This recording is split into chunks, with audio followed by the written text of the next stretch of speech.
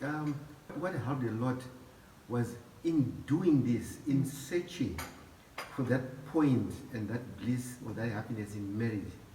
Firstly, we both focused on understanding the word and understanding what God wants for us. Right. Understanding the love of God for us. We were digging deeper into the word.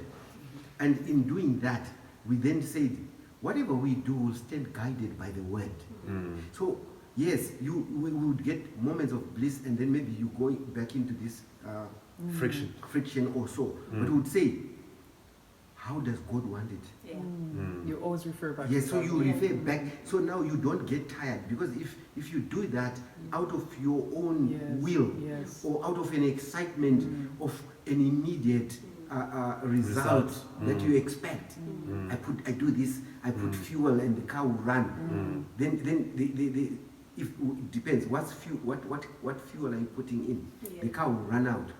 But because we were referring back to the word, each one of us, even on their own moment and alone, would go back and say, but how did I handle that? Is that the way God wants it? So I don't know, you can tell me. I think the most important aspect of our growth was the fact that we determined or desired to know God for ourselves. We developed a personal relationship with God, where God was communicating with us personally real time. And that assurance of his love, that assurance of his grace, and that assurance of his mercy built a trust in us, in his system of truth. And the more God revealed to us as a God of love, the more he assured us that only he's got for us only good and perfect gifts, the more he assured us that his plans for us are for good and not for evil, the more we were ready to receive his instruction. So it started on a very personal level. And that trust in our personal walk with him built in us a trust in his system for marriage. So when God told us, for example, told me to submit to him, which was a big problem for me. Actually, let me tell you what I remember. I remember that very well. It was after work. And then when we got home, we'd be cooking and all that in the kitchen. So we lived in the kitchen. So that's where a lot of the conversations took place. One thing I remember very well, I mean, the other things I can't remember, but that moment I remember very well, is when we were in the kitchen, she was cooking and I was standing by her side. She was helping by passing on the We remember that, yes. But anyway, what I remember very well is, she said, sweetie, I got it. There's something we're doing wrong. And I said, what is it? She had been reading, I think, Ephesians 5. So she says, you know what? I think what I'm doing is, it says, women, submit to your husbands. And then down there, verse 25 says, husbands, love your wives. Because I, as a wife, as a woman, I need to be loved. But what I'm doing is, I am giving you, I'm loving you the way I want to be loved. And I'm not submitting or respecting you. And what you are doing is, because the way God designed you is, you expect respect. It's what makes you feel good. What you're doing is, you're giving me all the respect. It's almost like you're submitting to me and respecting me. Because that's the way you know, or the way you understand, or the way you appreciate. So you are giving me what I'm supposed to give you. I'm giving you what you are supposed to give me. So we got these roles reversed. That's what we're getting wrong. So we started reading and said, yeah, it's true. We would read this like a book, but we didn't appreciate the roles. So I remember that specific. But isn't that beautiful how I'm kind of looking at it like, yes, it may have been role reversed at a time, but isn't it beautiful that you'd already learned the other way around as well? You know what I mean? Because it's so difficult for a man sometimes, because his innate kind of nature is to receive the respect, right? But then it was the other way around as well, because you actually also are receiving not just the respect now that she understood it, but the love. You know what I mean? So it's just like double-barreled love. Yes, you know? Yes. In fact, I think that was one of the major turning points. Because at the time, he did not doubt that I loved him. And I did not doubt that he respected me. But the thing is, there was still a need in me and a need in him that was not being met. Yes. So when we figured out, that was part of the frustration that you would see. So why am I frustrated? Yeah. That wasn't being met. Exactly. Yeah. Because I would say, but I'm showing him love. Yeah. So why is he Not not responding the way I expect? And he would be saying, but I'm I'm respecting her. Yeah. Why is she not? Why am I not getting? Why am I not getting the response I expect? So when we finally figured it out, it was almost like a bonus. Wow. Because there was a foundation there, although it was wrong, it was not sin. Yeah, exactly. Yeah. Exactly. So we had something to build on.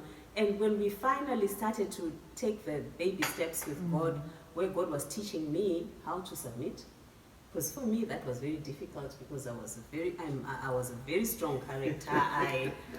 Welcome to the team.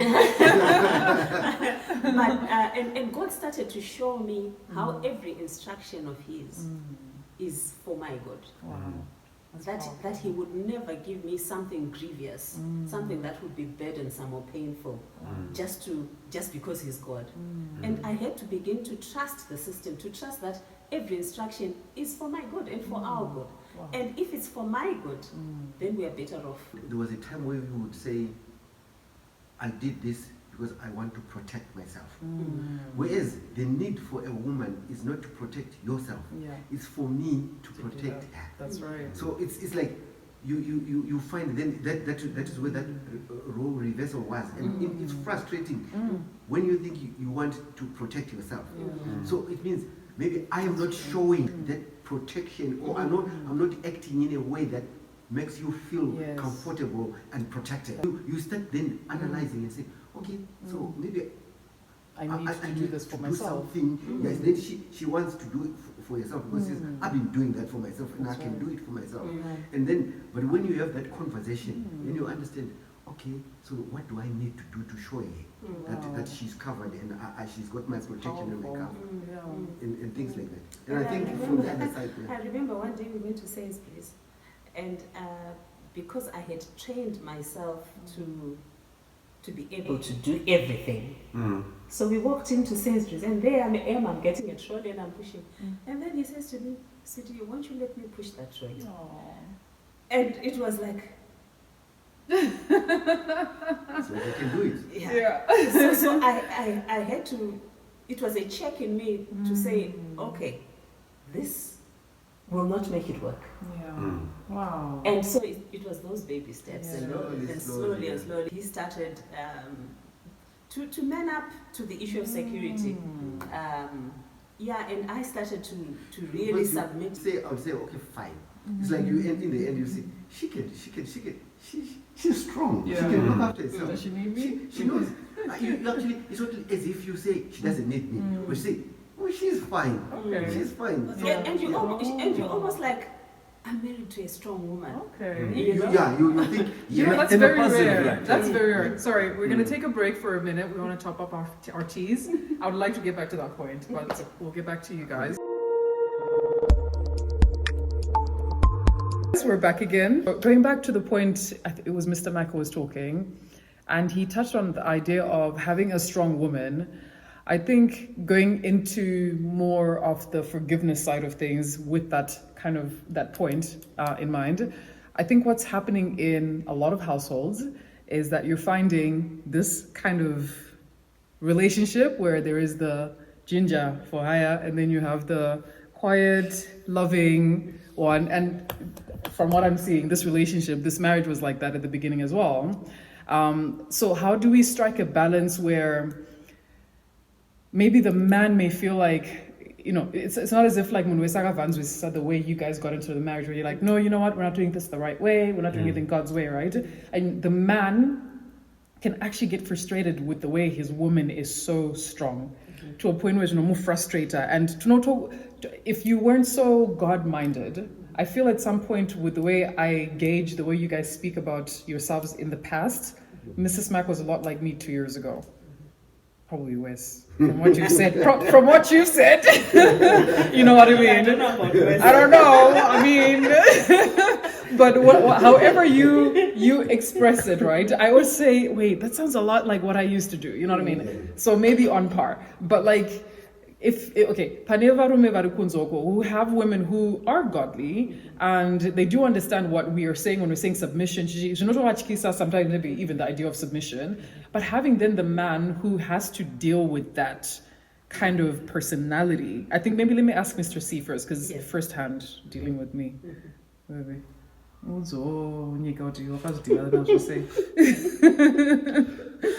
So, God had a lot to do with it. I think there's a huge amount of patience that He put in me that I didn't even know was there.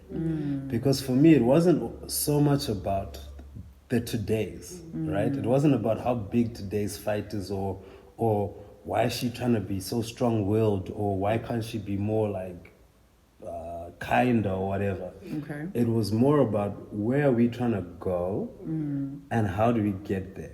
Okay. So if I see that, okay, she's very strong-willed and then I go to a default setting, which I've learned probably from the world, saying, no, the way to deal with this strong-willed woman, let me put her in a place. Yeah. Right? We're getting nowhere. I think we did that at some point. We would do head to head. There's definitely a point where you see now when you're getting the wrong advice from the wrong people. So I tell her The wrong advice from the wrong people. pointing, yeah. Right? Whereby you're saying it's not even even culturally, if you right, and this is why it's something that Mrs. Mack always says that it's not a subculture, it's a counter. Let her say it. I love the way she says. Well, I always say that Christianity is not a subculture; it's counterculture. See, she says it better. Okay, carry on, baby.